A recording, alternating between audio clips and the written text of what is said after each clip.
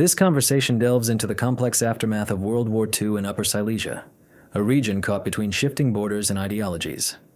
Professor Ryszard Kaczmarek, an esteemed historian and deputy director of the Silesian Library, joins us again for the No History series. Our discussion focuses on the profound impact of the Soviet arrival and subsequent events on the local population. The initial question centers on whether repressions following the Soviet advance affected both the pre-war Polish territory and the part that belonged to the Third Reich. Professor Kaczmarek explains that for years, the concept of the Upper Silesian tragedy primarily acknowledged the suffering of those in the former German sector, who, like other Germans, were viewed as responsible for the wartime atrocities. The Soviet army treated them as a form of recompense for German actions in the East. However, it is now understood that the tragedy extended to the post-war reality for the entire Upper Silesian region. During the chaotic spring of 1945, distinguishing between the Polish and German sides of Upper Silesia was difficult for ordinary Soviet soldiers.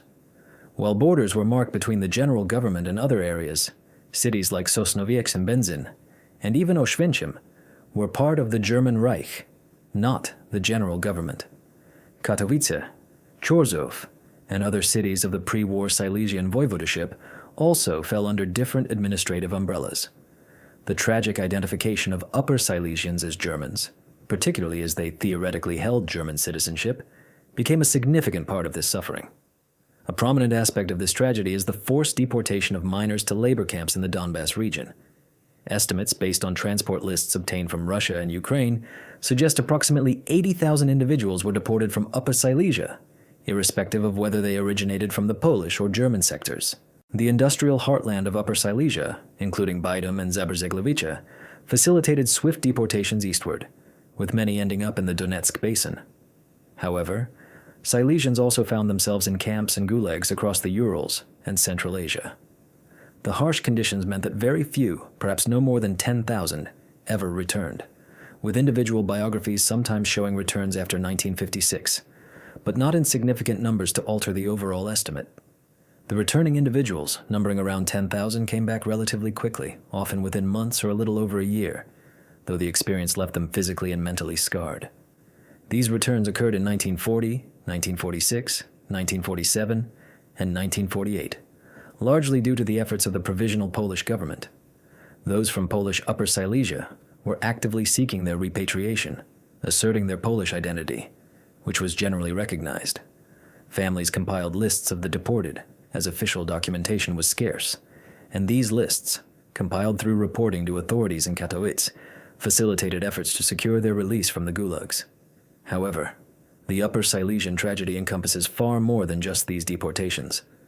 The Soviet Army's entry into German territories was marked by widespread plunder, rape, and arson, though large-scale city destructions akin to those in Germany, like Frankfurt, were less common, often occurring during combat or after capture.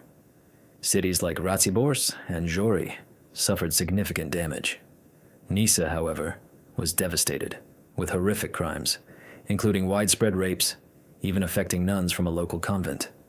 These atrocities were not confined to the German part, they also occurred in the Polish sector, leaving a lasting scar, particularly on children, and leading to the spread of venereal diseases, documented even in Katowice.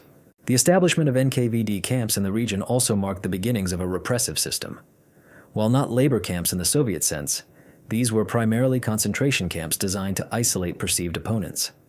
These included individuals connected to the former Nazi regime, given that Western Upper Silesia had been under Nazi rule since 1933.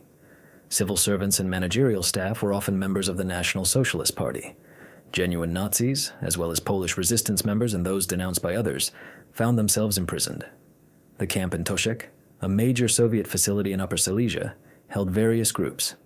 These individuals were either deported elsewhere or remained in the camp until its closure in the summer of 1945, at which point they were transferred to Polish authorities. Regarding dismantling and reparations, the Upper Silesian industrial sector did not escape significant extraction. Despite plans for destruction by the withdrawing Germans, particularly concerning industrial potential, these were ultimately not fully implemented.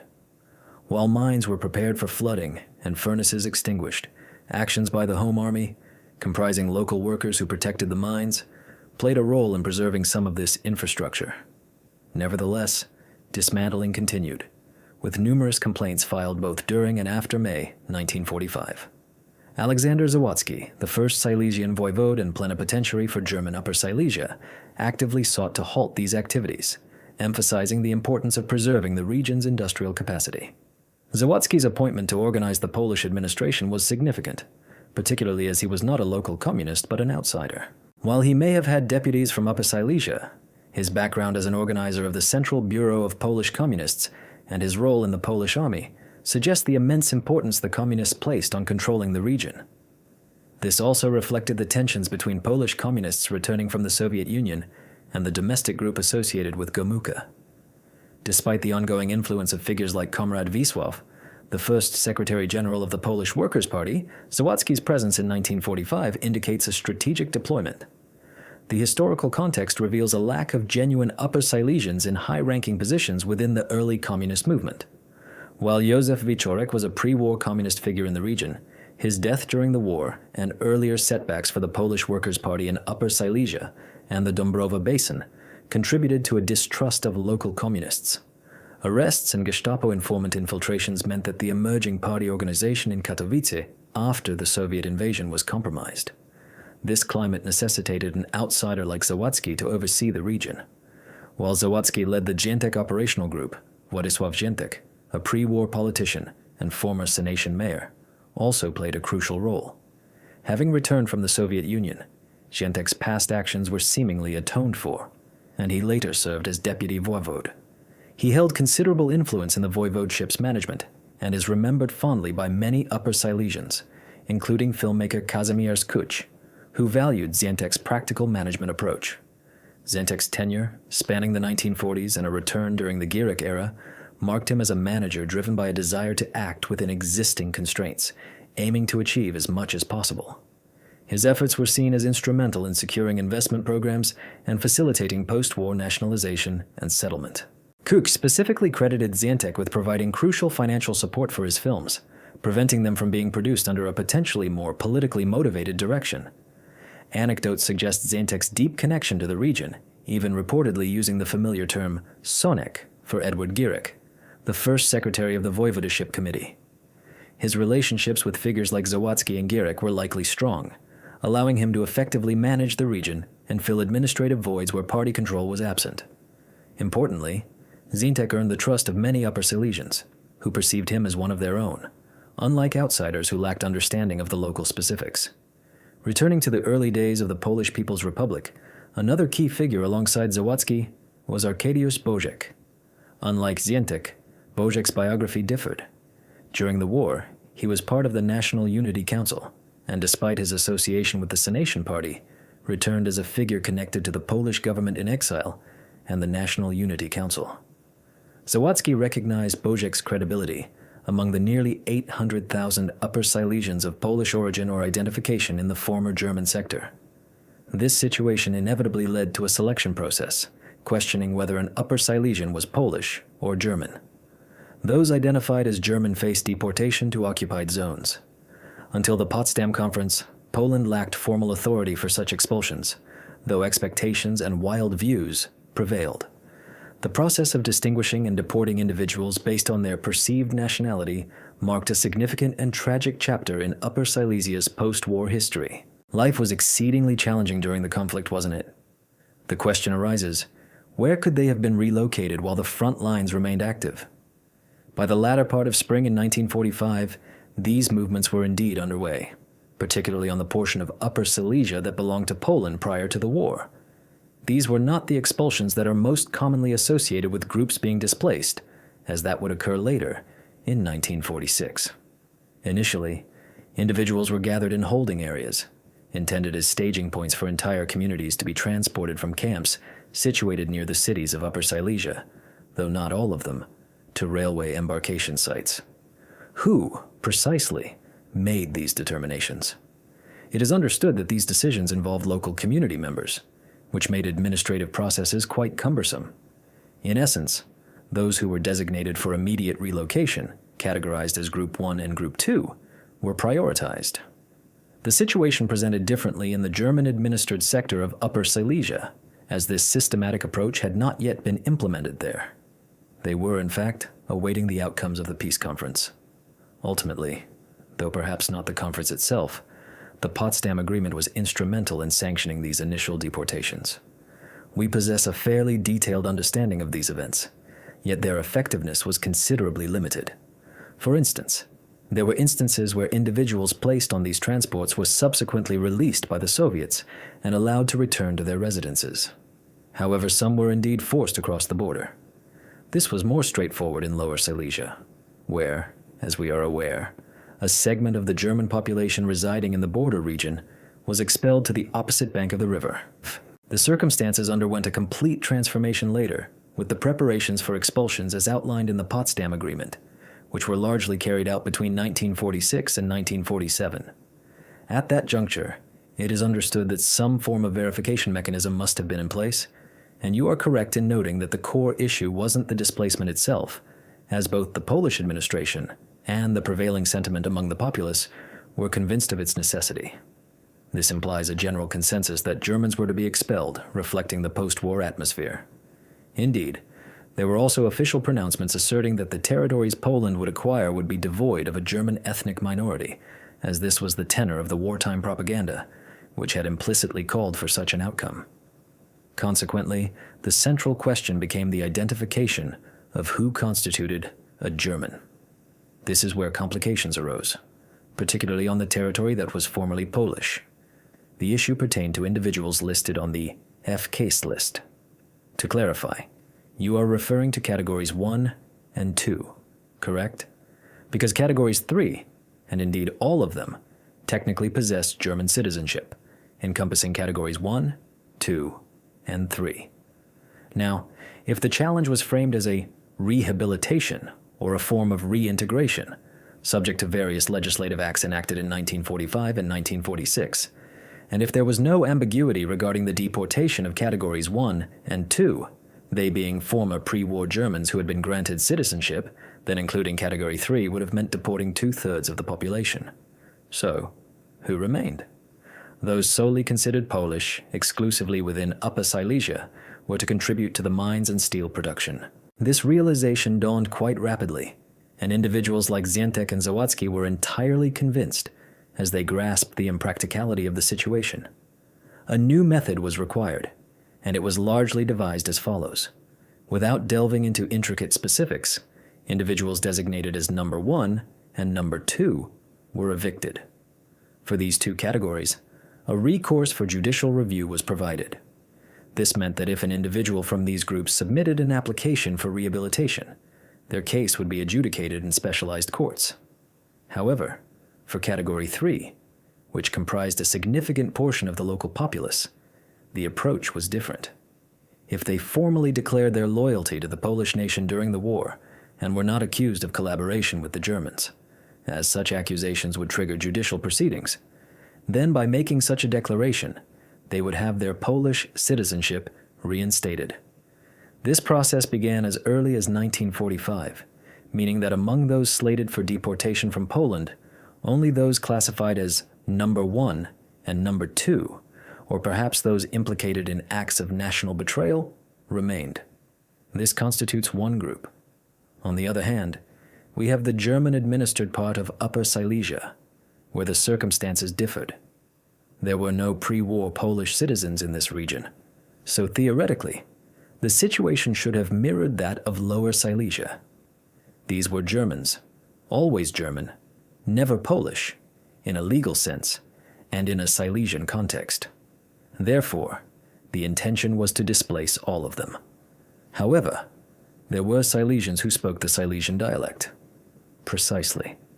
Within this territory, there existed a pre-war Polish minority, and it was the most substantial one.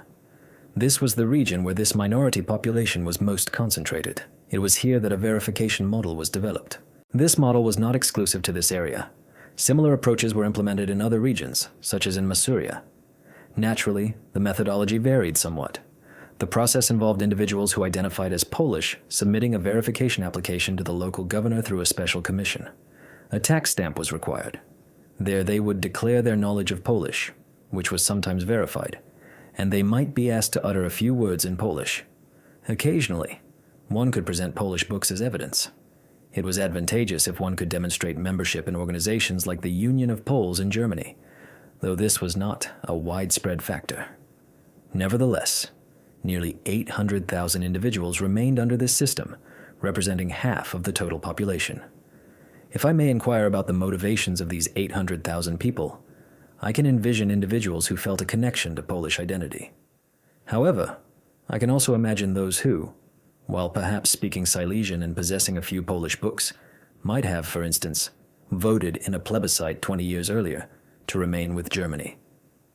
The alternative to submitting an application was the potential loss of their entire life's work, all their possessions, and consignment to a railway car destined for occupied, devastated territories where little good awaited them.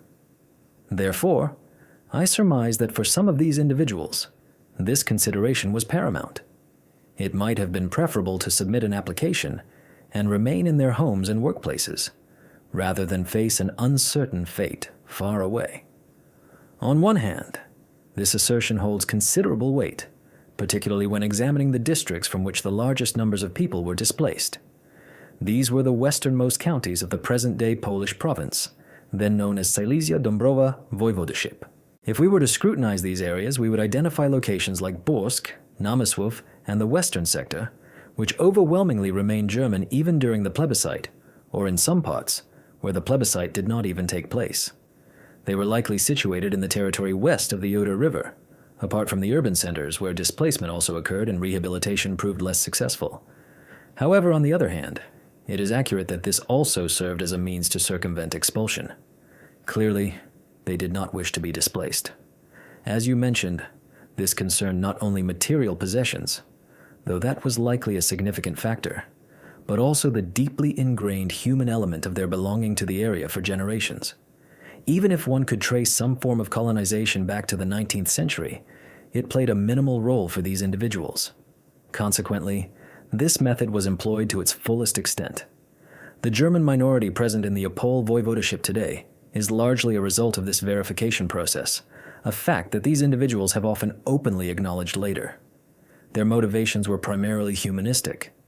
It is difficult to condemn one's family, one's immediate children, to hardship in the West, given that the prospects for West Germany's recovery in the 1940s were tenuous at best. This is further underscored by the fact that the verification process was quickly perceived as inherently lenient. Specifically, in the eastern parts of the present-day Opole voivodeship, it was relatively easy to affirm one's Polish identity. This was contingent, of course, on avoiding any wartime actions that might have led to local discrediting. It's important to remember that not only such declarations sufficed, but sometimes testimony from individuals such as members of the Union of Poles in Germany from a small village was also deemed adequate. For an individual to be considered acceptable, the testimony of a neighbor who had positive relations with Poles was also considered. In fact, 3 witnesses were sufficient to obtain such confirmation. Yes, one could count on the assistance of good neighbors if necessary. This is another aspect worth highlighting, and it applies to both the Polish and the formerly German segments of Upper Silesia. Regarding the instances of denunciation, the verification process within the court system to ascertain whether an individual had indeed acted as an informant, for example, involved seeking an opinion from the local national councils. At that time, the communal councils, or rather, the local councils, still existed. Primarily, this concerned smaller towns. These councils, it should be noted, were nominated, not elected, national councils, though they were nominated by party, trade union, or other organizations, as was the practice throughout Poland. However, they were predominantly composed of or controlled by local residents, with a majority of locals present.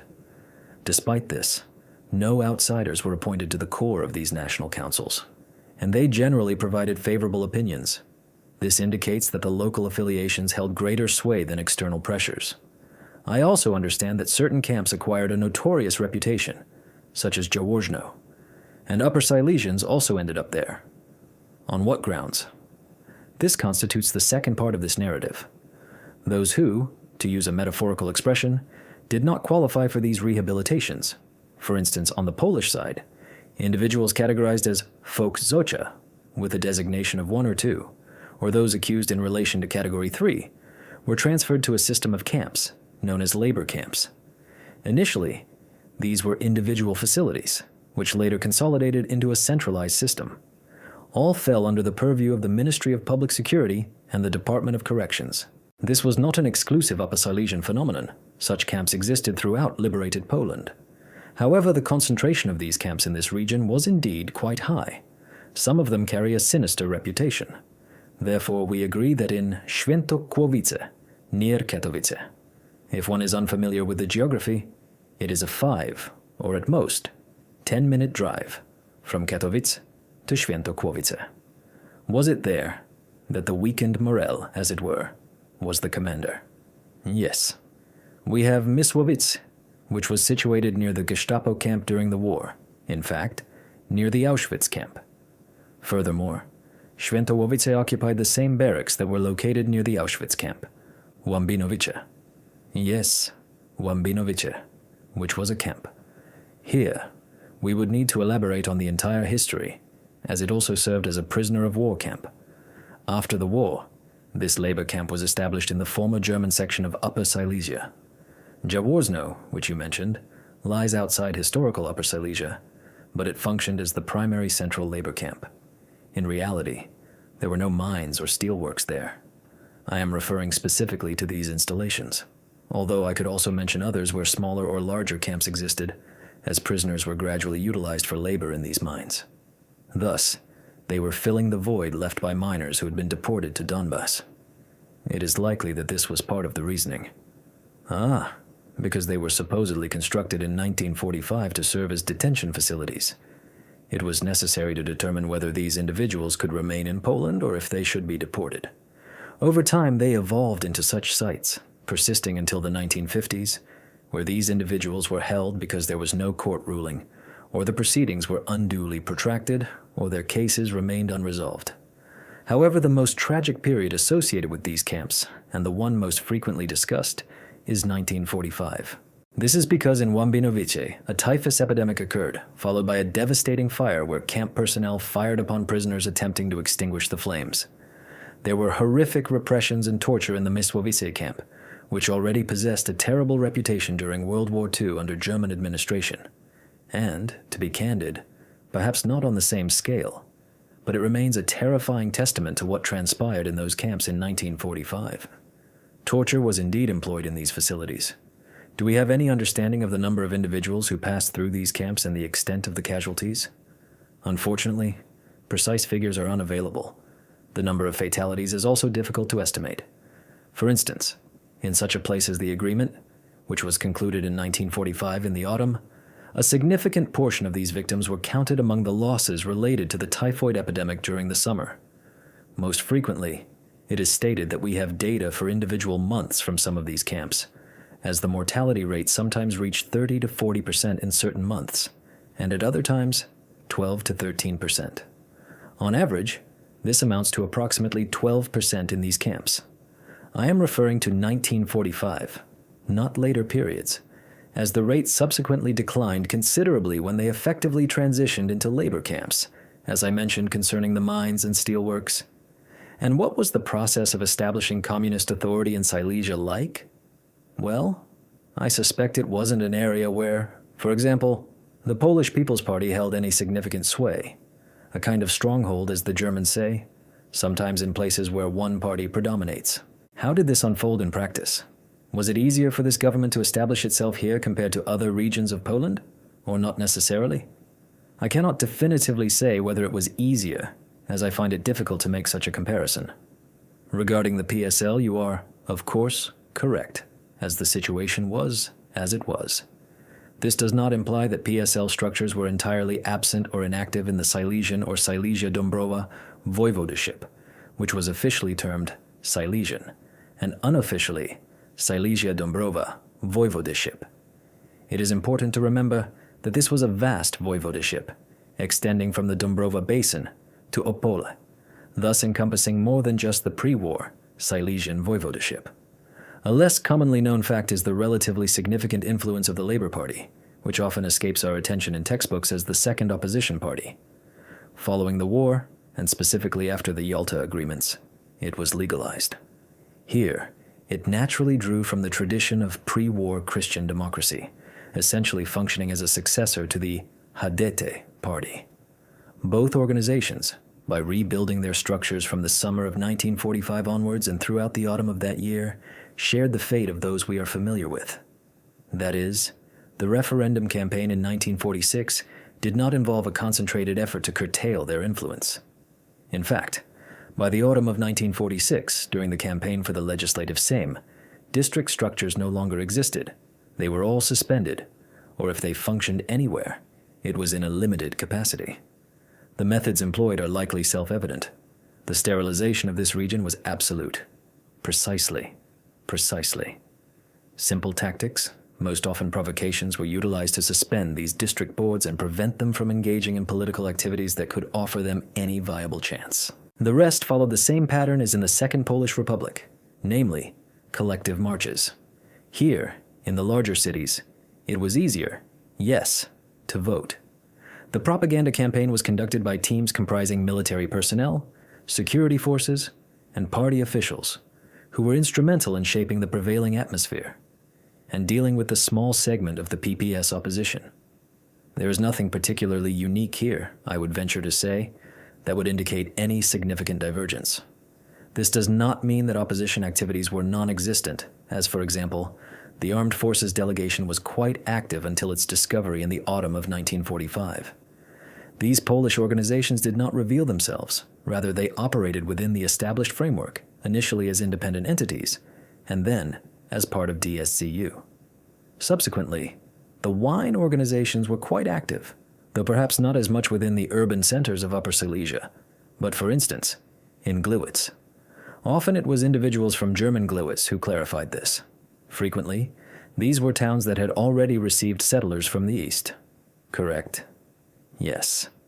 We have extraterritorial Vinnytsia oblasts, Stanisławowski, which sounds unusual in Upper Silesia, but this was because they imported the structures that operated there. I believe that following the 1947 elections, and upon the announcement of an amnesty, most of these individuals either ceased their activities or emerged from their clandestine operations. Yes.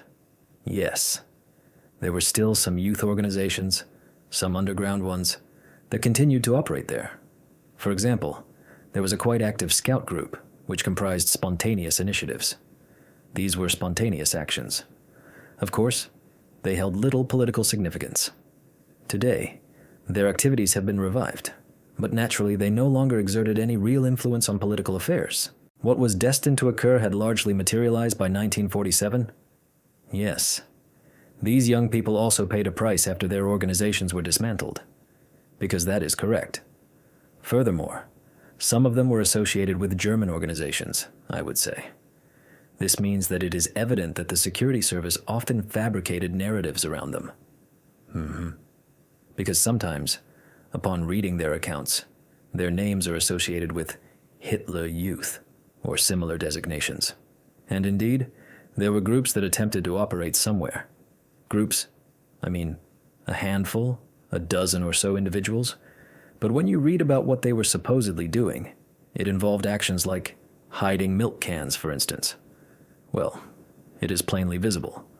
Or the discovery of some sort of firearm in a concealed location. It is understood that these were, typically, provocative actions. And when they speak of this scouting movement, it was an authentic organization established not as an armed group, but as an organization with a certain win characteristic, meaning to convey the truth about the situation in Poland. Thus, it was more about disseminating leaflets than wielding weapons. Yes, precisely. Okay, we are now entering the Stalinist era. The Stalinist period was characterized by forced industrialization. Well, as you know, all these factories and mines have long been under state supervision, so to speak, managed by the state. Did Upper Silesia become a clear beneficiary of a significant investment boom during that period, up until 1956? Or was this capital rather directed elsewhere, such as towards the construction of a new steelworks in neighboring Krakow? We are aware today that new capital of this nature originated from the accumulation of wealth derived from agriculture. Yes, of course, those flows existed, but surpluses from Silesia could also be redirected to other Polish regions. Of course. However, Upper Silesia remained a consistent area for development. New shafts were excavated, and while new facilities weren't as common, the existing potential was leveraged. This region represented the sole industrial capability that could drive the industrial transformations envisioned at the time, specifically those tied to socialist industrialization and heavy industry. Yes, it was ideally suited for export, not just of technology, as that would have been less effective given the import of Soviet technology, as seen with the new steelworks like the Lenin steelworks. Instead, it was the people, the skilled specialists, that were valuable. When discussing Upper Silesia, the situation even began positively. An amnesty was declared in 1950, signaling the end for individuals in labor camps. They were released, and those awaiting rehabilitation were freed. There were no more forced deportations, as the Iron Curtain had already descended. While they were released without property rights, having lost them, this marked an end to a specific era. This doesn't mean labor camps ceased to exist entirely. They continued, but their nature shifted to requiring prosecutorial sanctions or the enforcement of sentences, a system that persisted until mid-1953. After that, only semi-military camps remained, such as penal companies where soldiers were assigned to mining duties, or what were termed military worker battalions. It wasn't a case of being sent to the mines as punishment for minor offenses instead of military training. These types of camps, where one might be sent instead of prison, disappeared after the 1950 amnesty. So, no new sentences were issued, although those already serving sentences could still remain. Returning to industrialization, Upper Silesia truly continued its expansion with significant momentum. The drilling of new mine shafts, for instance, progressed considerably, necessitating a growing workforce of miners who were essentially recruited as de facto forced laborers, as coal was the primary energy source for this heavy industry. Brown coal, while important, was not the focus of this specific period. It's easy to forget that at the turn of the 1940s and 50s, Upper Silesia experienced hundreds, not just a dozen or so, of strikes. These were often brief, lasting only a few hours, but they are documented in numerous mines. The state-run mines at that time offered poor wages as conditions had deteriorated. It's important to remember that this refers to those who worked there, not necessarily the forced laborers who had to learn mining from scratch, which was a challenging endeavor. But for those who were skilled miners or understood standard mining practices, the industry they found themselves in was profoundly different. The elements of this change are likely familiar. For instance, consider the Pstrowski competition, initiated in Zabrze. Entire groups of individuals participated, highlighting the emphasis on exceeding production quotas, which was recorded in every mine. It's not coincidental that in the voivodeship, then known as Katowice Voivodeship after the administrative reform, factories reported the fulfillment of the 6-year plan by the end of 1954. However, this achievement likely involved either fabricated figures or near slave labor. The established quotas might have been realistic, but they were achieved at the cost of a predatory economy at the grassroots level. This wasn't just about the exploitation of the miners' physical strength, it also meant that crucial technological standards for mining, such as securing mine faces and general preparatory work for extraction, as well as occupational safety measures, were disregarded in favor of the volume of extraction. Those working underground, being experienced miners, understood this perfectly. Furthermore, there was a significant exodus of skilled professionals, some of whom were displaced. Were there no efforts to retain Germans who were deemed essential for production continuity?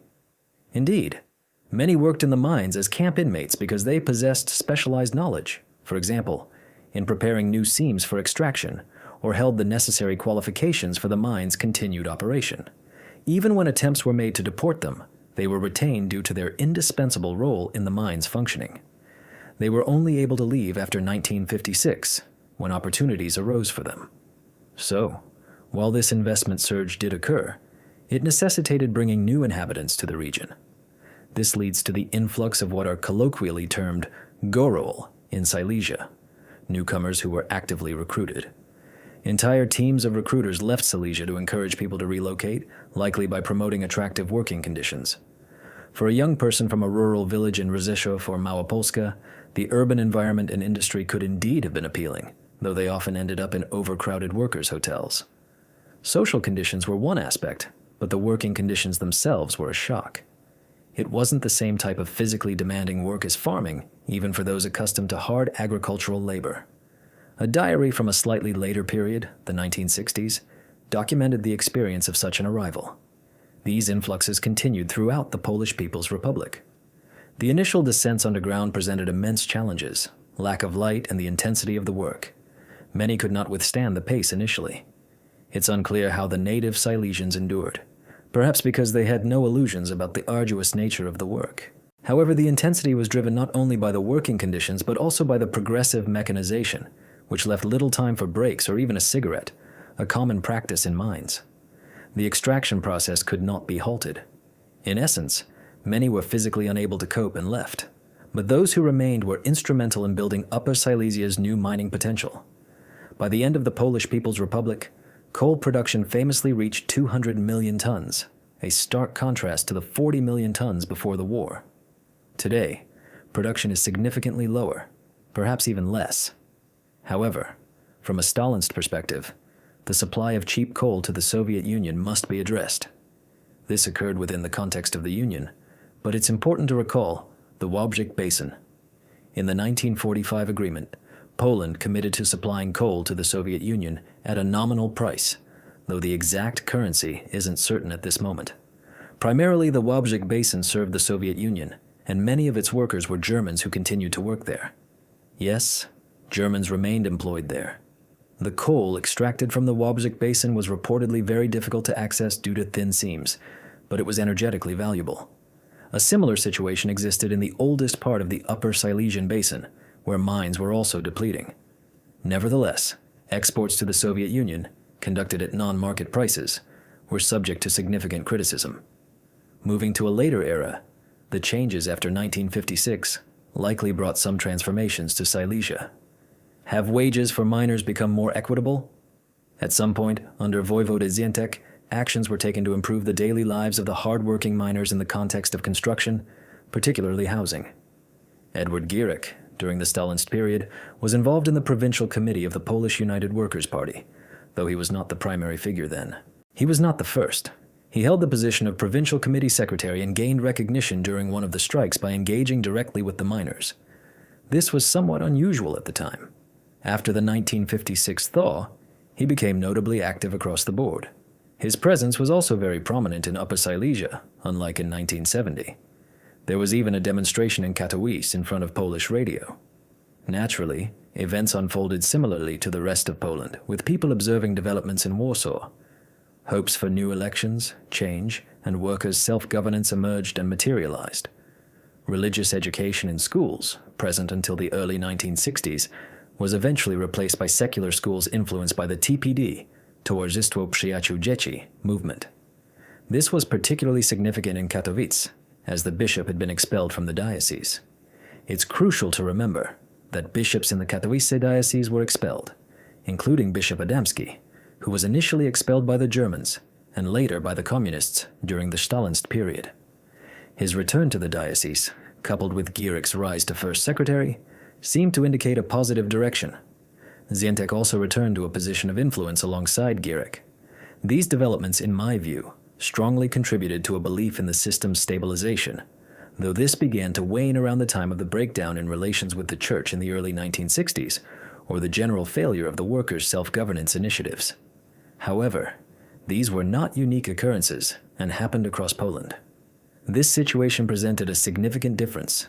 Gierek and Ziętek took seriously the need to reform the social infrastructure surrounding Upper Silesian industry to avoid the pitfalls of the Stalinist era. These were not discussed, but the underlying issues were identical. The severe decline in living standards, problems stemming from underinvestment in the local economy, and the critical lack of housing were prevalent. Their approach, enabled by the concentration of industry, was to address these issues. Housing construction expanded significantly, although it didn't fully resolve the housing crisis.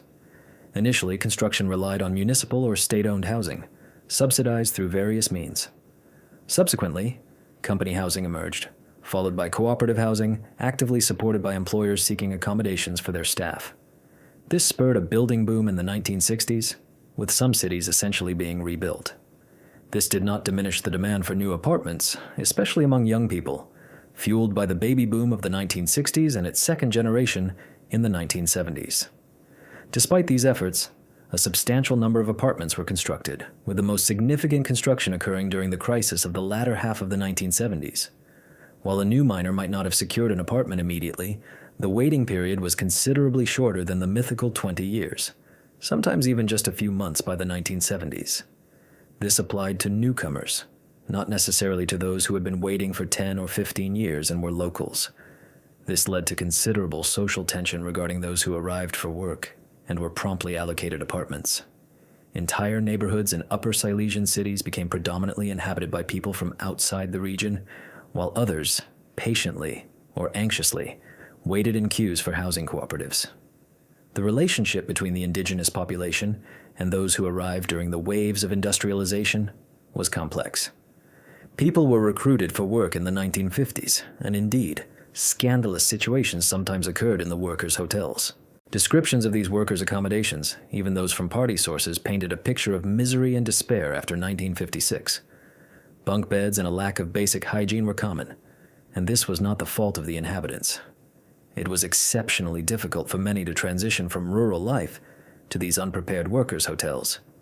True normalization of their living situation only occurred upon obtaining their own apartments, which were scarce and in high demand. I will return to the diary of the recruited miner. It was striking how he did not even register being in a different region of the country. He noted the different working conditions and the fact that it was a mine, a somewhat distinct environment, but he lacked social interaction with the native Silesians. He viewed them very negatively, believing they looked down on him and were unwilling to engage. He had no genuine contact with them. Neither he visited their homes, nor did they visit his. Any interaction often ended with the perceived appeal to him as a full-fledged citizen. The situation was similar from the other side, but this was not a deliberate policy by the authorities. Instead, it stemmed from natural cultural differences between the two groups. Conversely, Upper Silesians viewed this group with great distrust, initial doubt, and then surprise.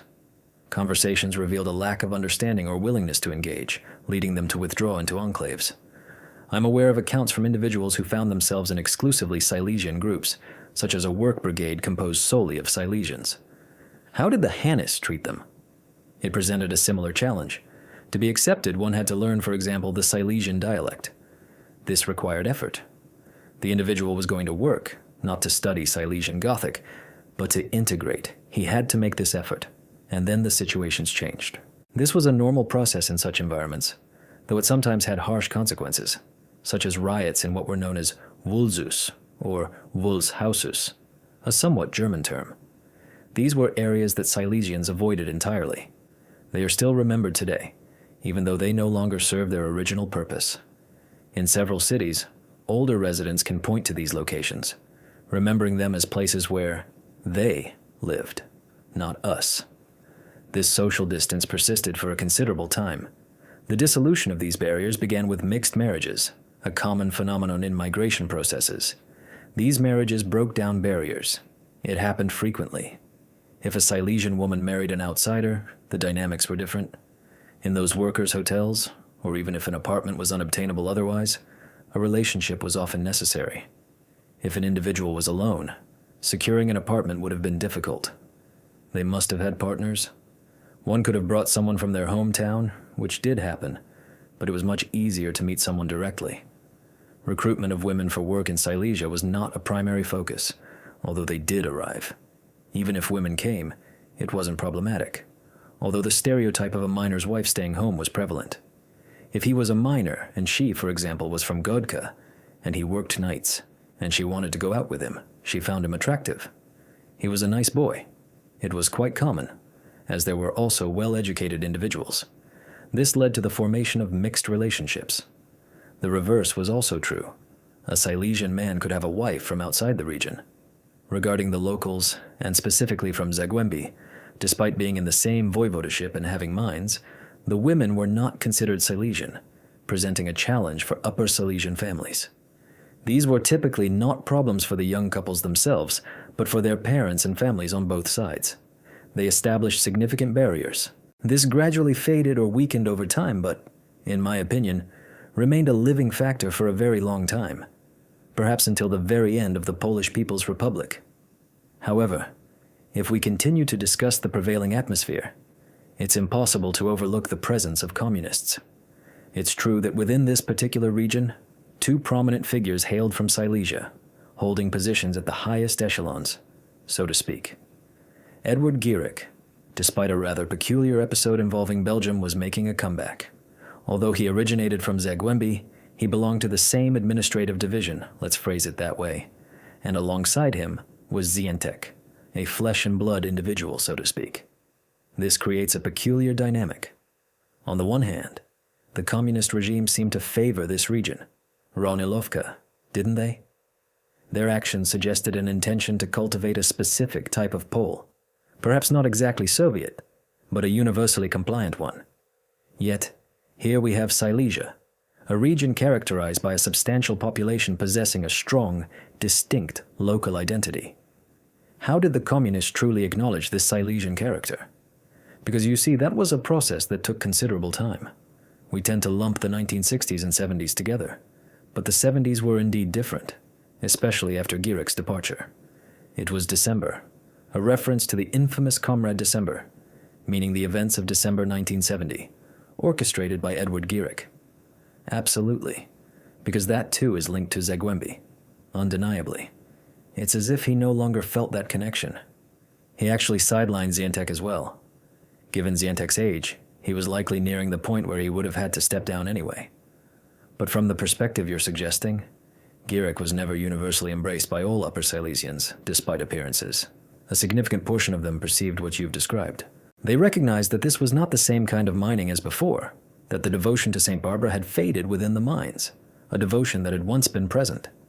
Of course, December's actions contributed to this more than the specific policies of the Gierek administration, but it's important to remember that the notorious four-brigade system was implemented in December. This created significant friction with the Catholic Church, I believe. Precisely. It was Bishop Bednorz who protested against the party's directive to sever ties with the Church. This region had always been a staunchly conservative environment, deeply intertwined with the Catholic Church. The prohibition, I emphasize, applied to party members and those in leadership roles. This speaks to the nomenclature system, a framework where all management positions within the mines were exclusively filled by individuals holding party standing. Therefore, it wasn't a straightforward or harmonious situation. And one more point. During the 1960s, one could have reasonably stated, "We are doing quite well here, as we have access to the specialized amenities for miners you mentioned." Let me remind you that Poland viewed Silesia with a degree of envy, even referring to it as the Polish Katanga. Shops. Yes, there were dedicated shops for miners, and we had improved transportation options. Generally speaking, the infrastructure was superior. Consequently, our salaries were naturally higher. It's important to recall one crucial detail. The dual carriageway route known as Gierkówka, connecting Silesia to Warsaw, dates back to the 1970s. However, the initial dual carriageway roads linking some Silesian cities were established in the 1960s.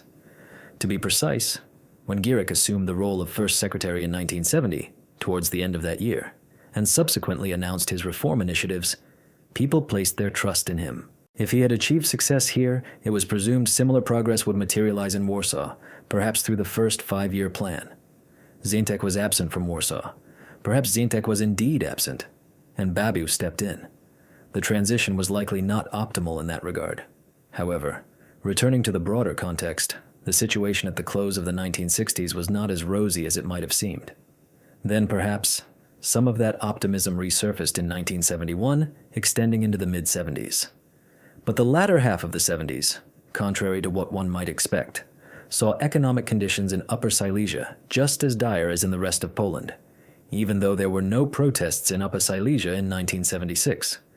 Those special shops you mentioned were indeed sparsely stocked during those years, and there were also dedicated mining establishments. I must be candid. I resided in Częstochowa at the time, and during that period, train pilgrimages were made to Silesia for shopping excursions. However, the actual availability of goods wasn't significantly better. It wasn't until much later that the so-called commercial stores began to appear. It's worth noting that with higher salaries, some individuals could indeed afford to shop in these more exclusive establishments. But these were merely last-minute developments. It wasn't a continuous improvement where Gierek, upon becoming first secretary in the early 1960s, was universally lauded by miners, nor by anyone employed in Upper Silesia. This process wasn't necessarily about a decline in Gierek's popularity, as he had somehow become a popular figure in Upper Silesia.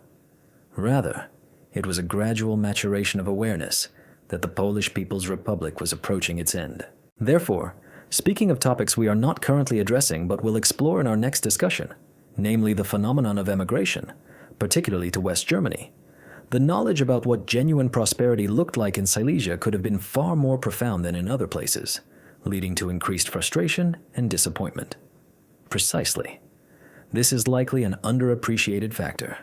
The full awareness of Western political landscapes, information disseminated through radio broadcasts and other incoming data, creating a stark contrast within the Eastern Bloc. It was like a tent within a larger structure, or rather, a barrack within a larger complex, where some elements were distinct from the rest. I always recall that this is a narrative about the happiest barracks. The Hungarians also believed they were the happiest. Yes, their situation was also somewhat better. Indeed. However, here, people not only learned about political freedoms, but also about alternative ways of living. Yes, very directly from one's uncle, father, grandfather, and sometimes even one's children.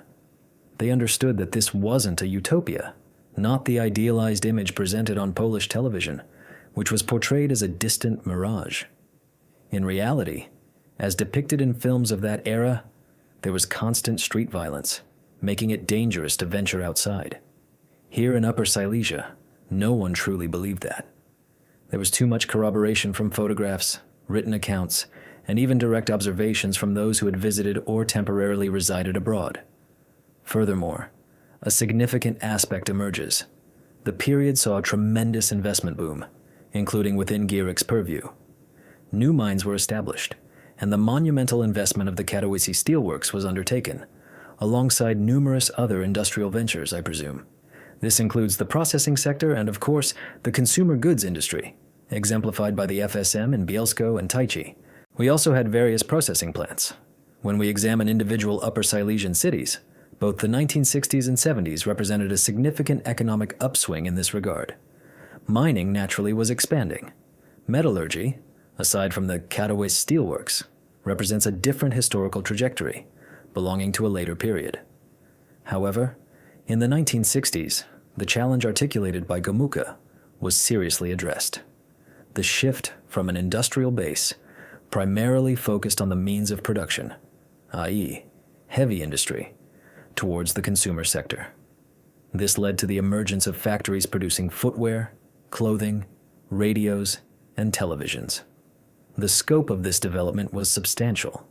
The youth sector, for instance, continues to thrive today, though many of these enterprises no longer exist. The factories in Bielsko, which experienced remarkable growth during that era, undeniably possess a historical lineage, but they constituted a textile center as significant as Łódź at that time. However, how can I put it? This so-called forced industrialization of that period had a detrimental side effect: environmental degradation. And this is where we encounter the infamous stories related to the child hunt in Świętochłowiec, or perhaps Szopienice. I stand corrected. This illustrates that it was possible to reside there. Theoretically, salaries were higher, but let's be honest, significant health compromises were part of the bargain. You know, I recall that period, and you are absolutely correct, particularly the zinc plants and zinc production. Oh, it was a catastrophe. Szopienice serves as a testament to these factories established at the cusp of the 19th century. The same situation prevailed in Tarnowski Góry, where extensive facilities of this nature contaminated the surrounding land with heavy metals, not to mention the air. We also tend to forget the impact of the classic iron and steel industry, meaning iron mining, which generated immense pollution. The coking plants also contributed significantly to this. I only mention my own, so to speak, personal awakening, because we genuinely failed to notice it at the time. There was a prevailing ethos, almost a cultural badge of honor, suggesting that an Upper Silesian could live in this environment without any undue hardship. They supposedly didn't feel comfortable where the air was clean. Naturally, over time, this evolved into a grim joke, especially when the findings emerged, or rather, when it became an open secret, a widely known fact. Research from the latter half of the 1970s, and not only that, conducted by Mrs. Kroll in those very Sopienes, proved that children born to lead factory workers were exhibiting developmental disabilities affecting their nervous systems, resulting in congenital disabilities.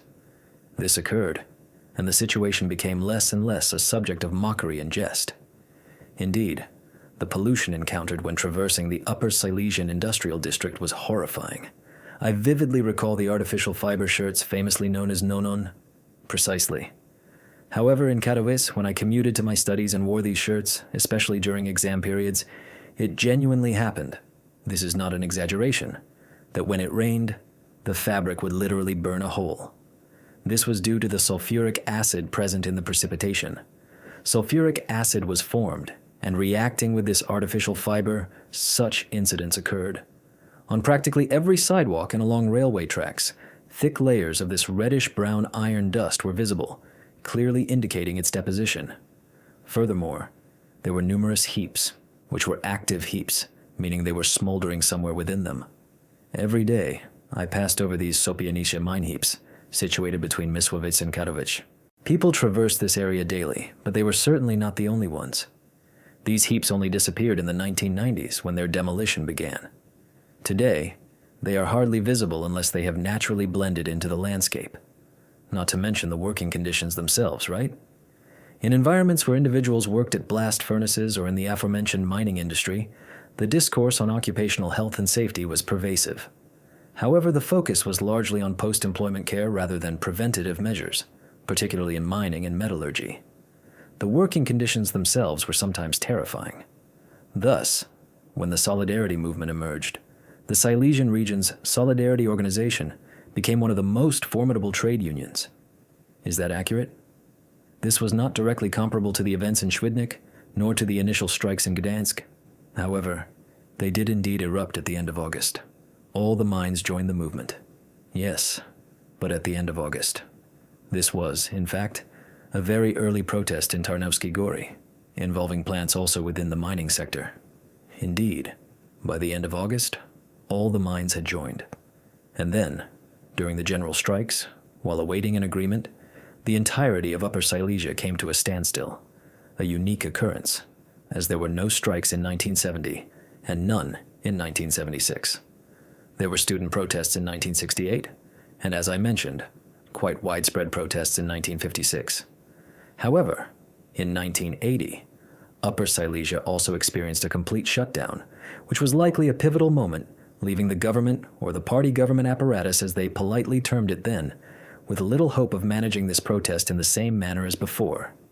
That is, those superficial promises that were later attempted elsewhere, but as we know, to no avail. Although I still recall the period of the Solidarity Carnival, on one hand, we had a robust solidarity movement, as evidenced by the eruption of strikes following the imposition of martial law. I believe there were a relatively significant number of protests in Upper Silesia during those tragic events, which I will discuss shortly. On the other hand, I have the impression that a certain degree of pragmatism also emerged within the party, personified by Secretary Żabinski. Yes.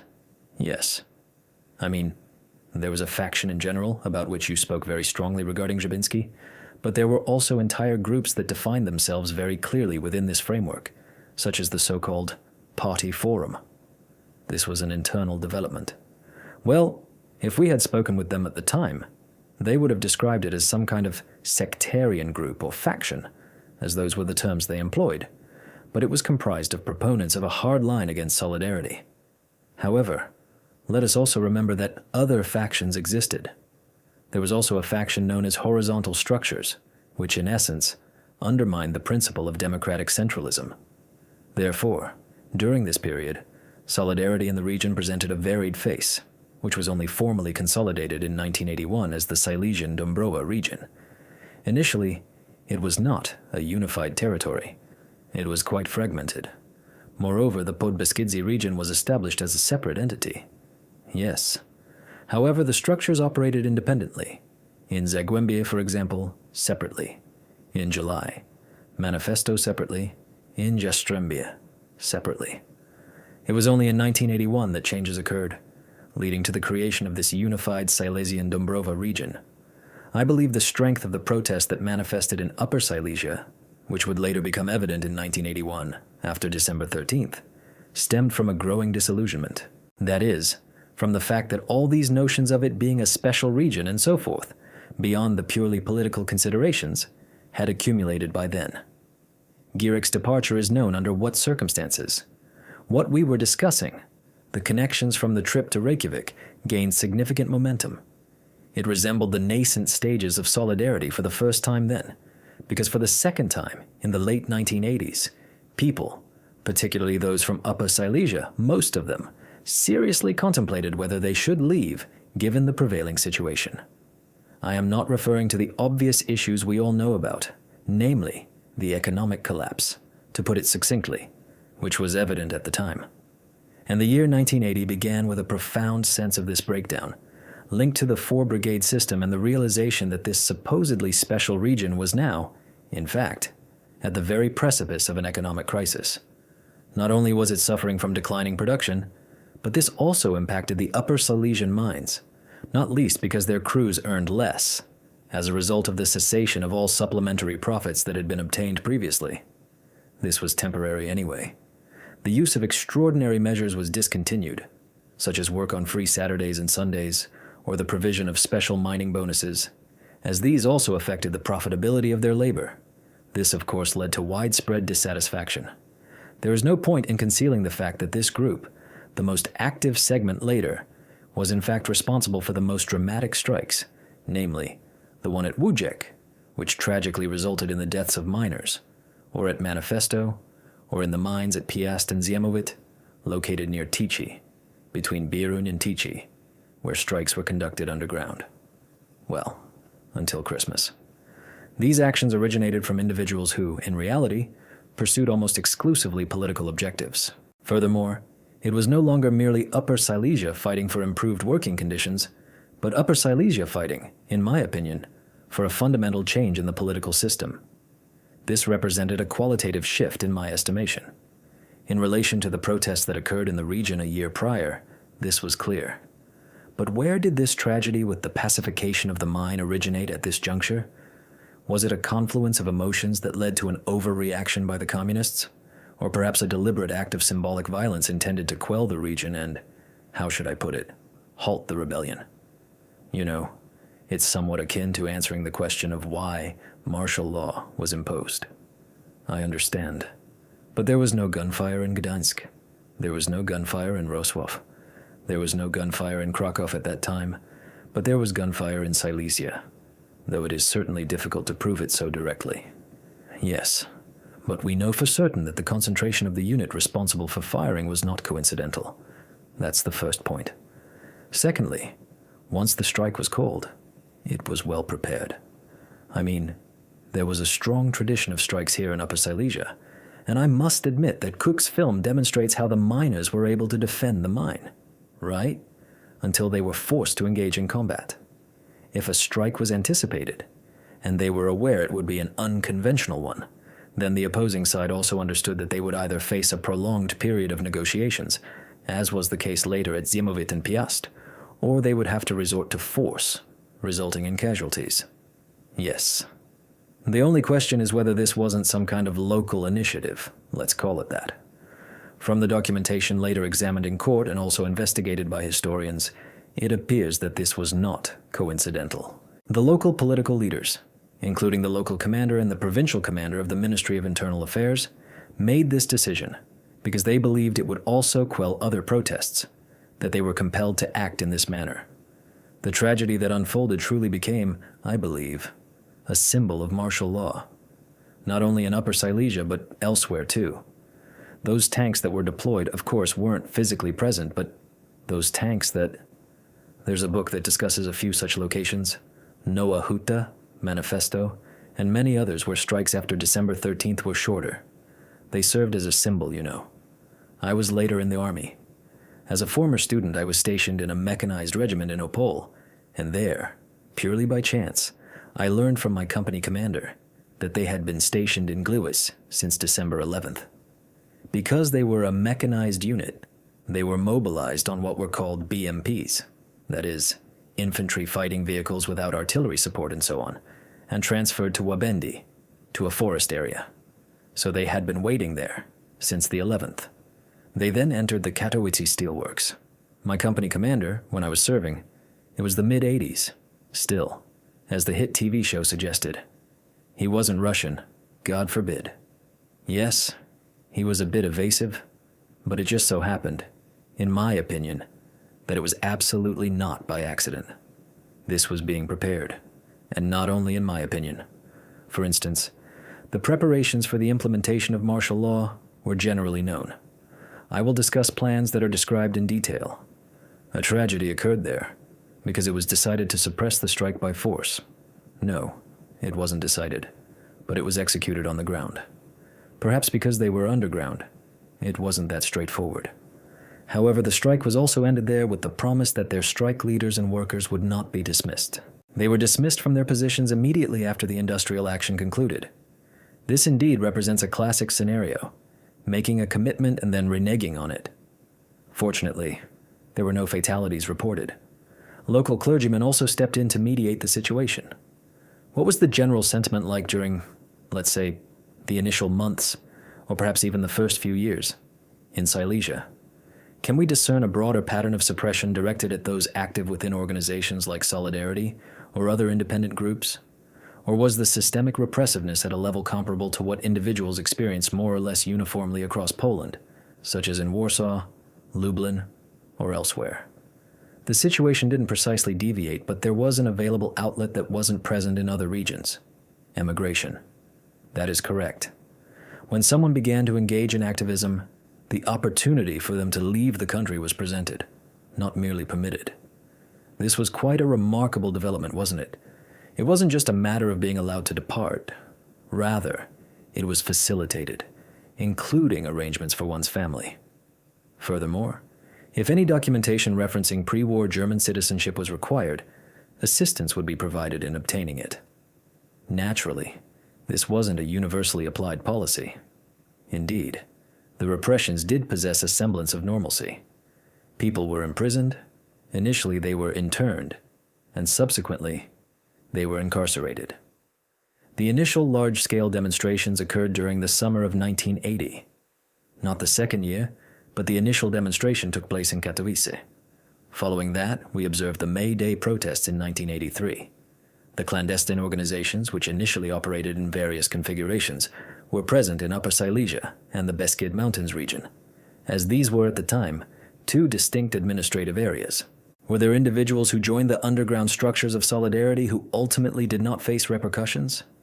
Bishop Bednors provided significant backing, actively engaging not only in providing assistance, which was a common practice across all dioceses, but also in supporting initiatives that, while perhaps not overtly underground, were nevertheless of a positional nature. He frequently intervened and attempted to offer aid in particularly challenging circumstances. However, in my estimation, the prevailing sentiment during those years, which I recall vividly, was apathy. I can certainly corroborate that observation, as it was also the period of my youth. Many individuals my age, in their 20s, were inclined to think, if there's an opportunity, I'd gladly leave. However, if one belonged to what we might term the royal strata, then this aspect of historical grievance, this disparity stemming from territories that formerly belonged to Germany, well, that couldn't be leveraged here. It was solely a political recourse. Only a political recourse. However, my intention was to discuss with you the outflow of the Silesian population in conjunction with your most recent book. My final question pertains to the Polish People's Republic, or PRL. How would you characterize the overall impact of the Polish People's Republic on the development of Silesia? I suspect it's a somewhat mixed assessment once again. Wouldn't you agree? After all, assessments are often akin to a glass of water, either half empty or half full. I am aware that the general perception of Upper Silesia during the era of the Polish People's Republic, particularly beyond the Gierek decade, which in Upper Silesia actually spanned more than 2 decades, is that it was the epicenter of industrial activity. Some might even describe it, not unreasonably, as an almost utopian locale. I wouldn't go that far, as I recognize the immense social, not to mention health and environmental costs associated with it. There was also another factor that often goes unnoticed, or perhaps was overlooked at the time, though it might be acknowledged today. By 1990, this region was in dire need of a profound industrial reconstruction and restructuring. It had essentially fallen behind the rest of Poland at that juncture, not in terms of its inherent potential, which remained substantial, but in terms of the investment required to transform it into an asset for the Polish economy once more. This process is, in fact, still ongoing. It did occur, but look at the timeline. It took 30 to 50 years. Furthermore, restructuring inherently involves the closure of workplaces and mines. Those who were laid off were not 20-year-olds who could easily find new employment elsewhere. Consequently, the social costs were significant, exacerbated by the fact that these measures were implemented rapidly and during a period when Poland was grappling with a severe economic downturn. Therefore, when you inquired about the balance sheet of the Polish People's Republic, I believe the primary negative consequence was the depletion of economic and social capital, largely attributable to the migrations that afflicted this region. Yet, I remain optimistic regarding Upper Silesia. I firmly believe it is a region endowed with immense potential, and the tangible results of this are already becoming apparent. Of course, some may soon point to a declining population in the upper cities. There is a burgeoning of new, modern industries, but we scarcely realize how much further we have to go. Despite these challenges, in terms of infrastructure, the area is remarkably well connected to the rest of Europe. If Europe prospers, I have a strong sense that Upper Silesia will follow suit, as the opportunities here for the region are truly vast. Perhaps this trajectory was not achievable under the Polish People's Republic, but in my view, the Polish People's Republic squandered the opportunity for such progress. These opportunities were exceedingly fleeting, primarily during the initial phase of the Gomułka era, when the decision-makers of the time genuinely had a vision for the region. However, this vision was short-lived, and we reverted to a monolithic economic structure centered on mining and steel production, ostensibly with significant modernization efforts.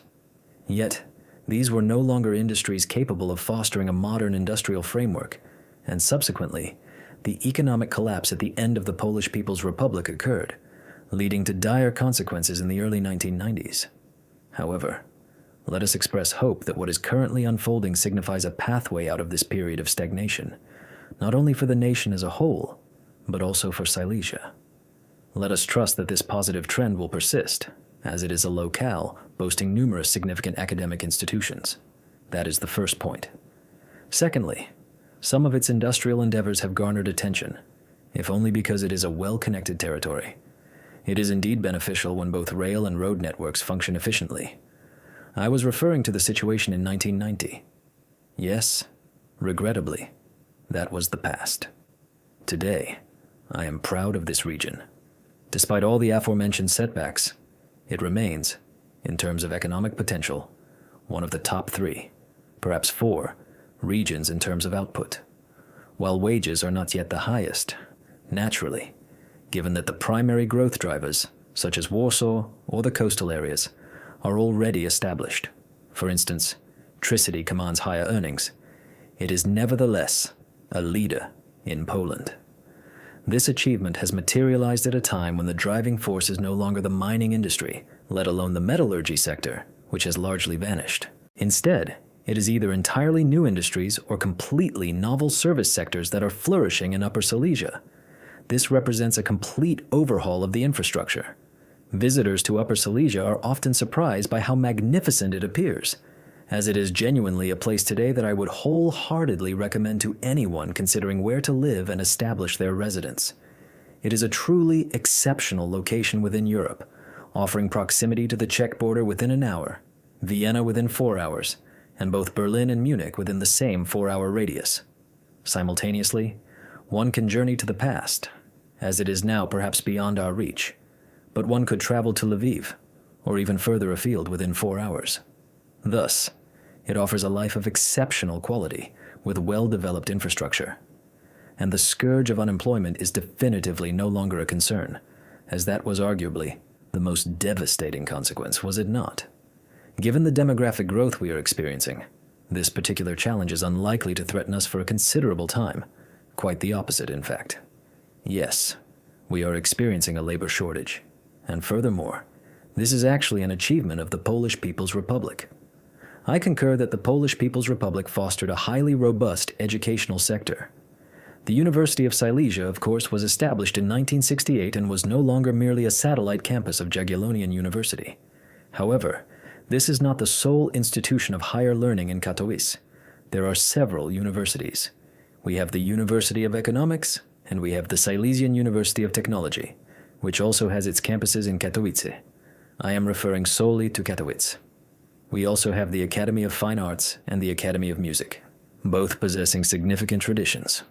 Therefore, we are dealing with a formidable academic hub.